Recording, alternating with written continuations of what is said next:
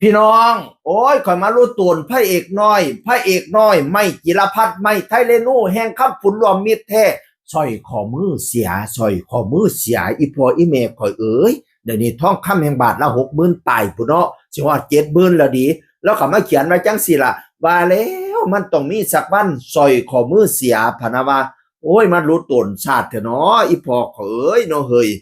แล้วก็เขียนโพดอีก บ่ต้องโทษโชคชะตาหาเอาไม่พะนะว่าแม่นว่าสิหาเอาไม่ก็เสียดายอยู่ดีเนาะเฮ้ยอุ้ยจะไปหลุดทั้งใดเนาะว่าแล้วพะนะว่าซอยมันต้องมีสักวันพะนะว่านั่นน่ะโอ้ยกว่าสิได้เนาะพี่น้องหาเงินหาค่ำนั่นน่ะมาไล่กันเก็บหอมรอมริบเนาะเฮ้ยกว่าสิได้ซอยแต่ละเส้นน่ะนะพระเอกรูปหล่อคอยน่ะนะแห่งคำผุนรวมมิตรพระเอกน้อยพระเอกน้อย พระเอกไม่ไทยเรนูพระเอกพูดไทยนั่นแหมพระเอกจิรพัฒน์นั่นเว้าพูดไทยย่องๆนั่นแหมรูปรอก็อย่างนี่ใส่ชุดเพชรแต่งองค์ทรงเคียงให้แล้วโอ้ยว่าเป็นเทพบุตรเทพดาแม่ๆเพิ่นก็สนับสนุนดีอยู่พี่น้องบัดที่นี่ต่อยข้อมือเสียพะนะว่าโอ้ยไปหลุดอยู่ใดคำเพียงอีพอ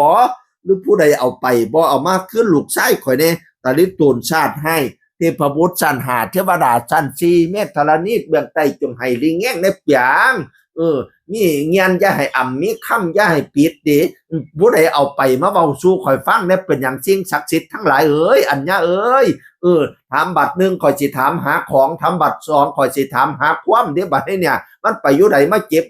มาจับหัวผ้าเบามาจับเก่าผ้าจ่าในเปียงข่อยสิโจกฟ้าเฮี้ยนทางนอกข่อยสิซอกฟ้าเฮี้ยนทางในให้เปิดประตูใส่ให้ไขประตูอาจ่าเบาสู่ฟังในเปียงอันเนี้ยเอ้ย มีเงียนยาสูอ่ำมีคำยาสูใดปิดบัดนี้เนี่ยเจ้าหูความใดให้ไขประตูจ่าเว้าสู่ฟังเบิ่งก่อนหนา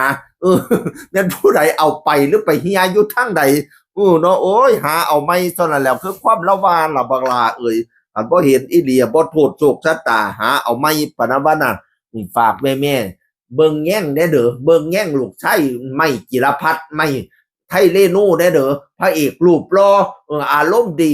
สนุกสนานแห่งได้อยู่กันครับพระเอกหนึ่งพระล้านใช่เหรอถ่ายคลิปนั้นคลิปนี้ดีนี่เพิ่น เราก็ฝากแม่ๆทั้งหลายตาลึกตัวลูกไส้เน่หาเอาไม่เติมสิบเติมหาไปเนี่ยปอบขวัญกำลังใจลูกไส้ข่อยเนี่ยผู้ใดอันเห็นเราไปแสดงยุทธจังหวัดใดกระไดงานคำผุนรวมมีกับมีเลี่ยอยู่ดอกพี่น้องคิ้วเย้าอันลาดอยู่หาเอาไม่บักลาเอ้ยเงินทองของนอกไก่บ่ตายหายากสิบหายเลยจักสิว่าจังใดเนาะหายากอีหลีละเงินกระไดเงินค้ำกำแก้วพี่น้องเอ้ย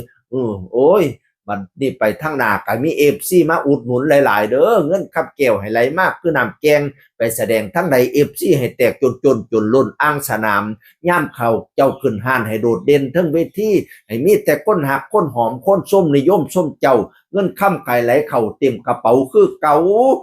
คิดหอดเงินให้ไหลมากกองคิดหอดทองให้ไหลมากเข่าเต็มกระเป๋าอึ้งตึงหาเอาไม่บักลาเอ้ยเงินแสนให้ตกอยู่กลางบ้านเงินล้านให้ตกอยู่กลางเวทีเด้อหาเอาไม่ให้ได้หลายกว่าเก่านอนหลับให้ได้เงินหมื่นนอนตื่นให้ได้เงินแสนยางแกงแขนให้ได้เงินล้านออกจากบ้านให้ลมคุ้มเงินคุ้มค่ำหาเอาไม่เบาค่ำเดียวละหาเอาไม่